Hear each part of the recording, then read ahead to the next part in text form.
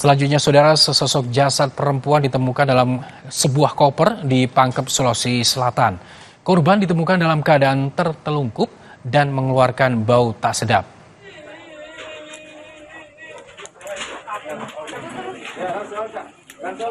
Penemuan jasad perempuan di dalam koper ini terjadi pada hari Minggu kemarin di sebuah rumah indekos milik warga di Jalan Lelangan, Kecamatan Pangkejene, Pangkep, Sulawesi Selatan. Korban diketahui berusia sekitar 50 tahun.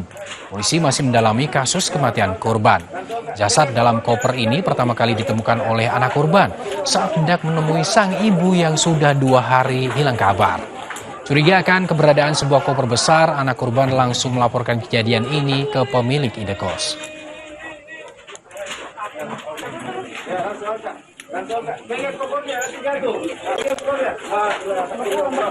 Dia menemukan ada sebuah koper yang mencurigai dia pada tempatnya. Setelah itu ibu ini menghubungi anak korban ini menghubungi ibu penghuni rumah.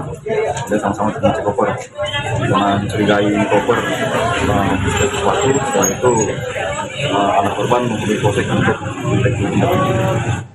Seorang Kapolsek di Mojokerto, Jawa Timur ditemukan tewas di rumahnya. Polisi masih menyelidiki penyebab kematian korban. Kapolsek Prajurit Kulon Kota Mojokerto, Kompol Maryoko, ditemukan tewas di kamar rumahnya di Desa Mlaten, Kecamatan Puri, Kabupaten Mojokerto, Jawa Timur. Korban pertama kali ditemukan keluarganya pada Minggu petang. Korban diketahui sempat menjalani perawatan akibat serangan stroke dan tekanan darah tinggi.